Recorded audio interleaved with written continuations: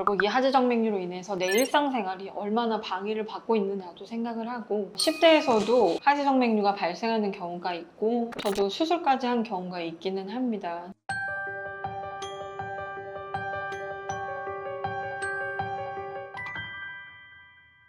안녕하세요. 다나은하지 흉부외과 문다나 원장입니다. 초기 증상이 나타나는 부위는 어디일까요? 하지정맥류의 초기 증상이 나타나는 부위는 환자들마다 다르게 나타날 수 있지만 많이들 초기에 느끼시는 위치는 종아리 근처에 무거움이라든지 아니면 뻐근함, 피곤함, 다리, 발목 근처에 부종이라던가 그런 것들로 초기에 나타날 수 있습니다. 많은 분들이 쥐가 나타나면서 초기 증상이라고 생각하는데 그럼 쥐가 나타났을 때는 이미 초기 증상이 지난 이후일까요? 다른 증상 없이 쥐만 나타나는 분들도 사실은 있기는 합니다. 그래서 어떤 증상이 딱 초기에 나타나는 증상이다 라고 답 짓기는 어렵긴 한데 또 많은 분들이 그러려니 하고 지내시는 증상 중에 하나가 보통 부종이나 무거움 정도라서 그렇게 설명을 드렸어요. 그럼 초기에서 중기로 넘어갈 때의 통증 및 변화는 있을까요? 초기에서 중기로 넘어간다는 게 증상 자체가 오전에는 괜찮다가 오래 앉아있거나 오래 서있고 나서 저녁이 되면 무거운 증상이 있었다면 이제 어느 순간 아침이 돼도 그 무거움이 풀리지 않는다거나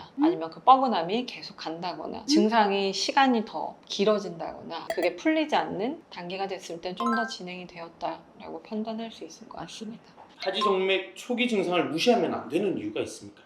하지정맥류라는 질환은 한번 생기면 얘가 뭐 감기처럼 왔다가 사라지는 질환이 아니고 결국 조금씩 진행을 하는 질환이다 보니 초기에서 괜찮구나 하고 방치가 되면 이제 그 다음 단계로 넘어갈 때는 증상 자체가 더 심해질 수도 있고 빈도 자체도 더 심해질 수 있고 하지정맥류의 범위 자체가 더 넓어져서 치료할 때 조금 더 까다로워질 수 있습니다. 통증이 없는 초기 증상일 경우에 꼭 치료해야 될까요? 그러니까 통증을 떠나서 증상이 없는 하지정맥류를 말씀하시는 거라면 결국 하지정맥류라는 건 겉으로 봤을 때 튀어나온 혈관들인 건데 이미 튀어나와서 진행을 해버리시는 분들은 90% 이상이 결국 더 진행을 하는 건데 더 진행을 한다는 말은 피부가 변한다든지 아예 부어서 회복하기 어려운 단계까지 갈 수도 있기 때문에 이미 튀어나온 단계까지 가신 분들은 가급적이면 하지정맥류에 대해 정확하게 검사를 받고 치료를 받는 게 더 좋긴 합니다. 저희가 혈관이 튀어나왔다고 사실 일반인들이 생각할 때 피부가 얇아서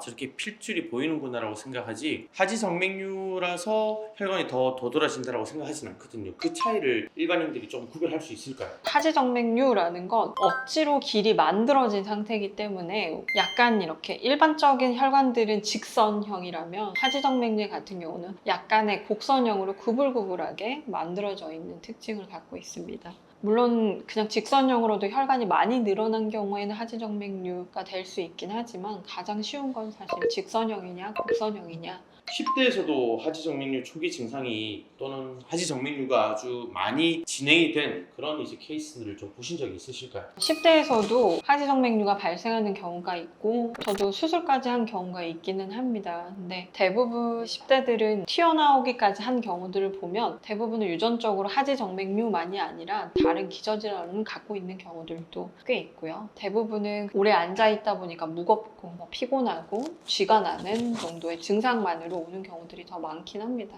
10대의 경우에는 일단 압박 스타킹 그리고 먹는 약들을 처방을 하면서 증상 경과를 지켜보고 있습니다. 아주 심한 경우에는 그럼 10대라도 수술을 할 수 있다는 하지정맥류라는 건 겉으로 보이는 게 얼마나 진행되느냐도 중요하긴 하지만 결국 이 하지정맥류로 인해서 내 일상생활이 얼마나 방해를 받고 있느냐도 생각을 하고 삶의 질에 포커스를 맞춰서 삶의 질이 많이 무너지고 있는 경우에는 그냥 수술을 하는 경우도 있습니다. 사실 이제 학생이기 때문에 수술을 하게 되면은 회복 기간이라든지 학교를 갈 수 있는지 시험 공부하는데 방해는 되지 않는지 이런 것들이 궁금합니다. 대부분 제가 수술을 설명드릴 때도 절개가 대부분 들어가지 않는 수술이기 때문에 회복 자체는 수술이 끝나면 바로 걸어서 나오는 수술입니다. 회복을 빠르게 하기 위해서라도 하루에 20-30분 정도 걷는 운동을 권장할 정도로 물론 수술 부분이 당긴다거나 스침이 아프다거나 통증이 동반될 수 있긴 하지만 대부분은 일상적인 생활은 가능한 수술로 하고 있기 때문에 크게 상관은 없다고 보시면 될 것 같습니다. 잠실 세내역 3번 출구 5분 거리에 있는 다나은하지 흉부외과 문다나 원장이었습니다. 감사합니다.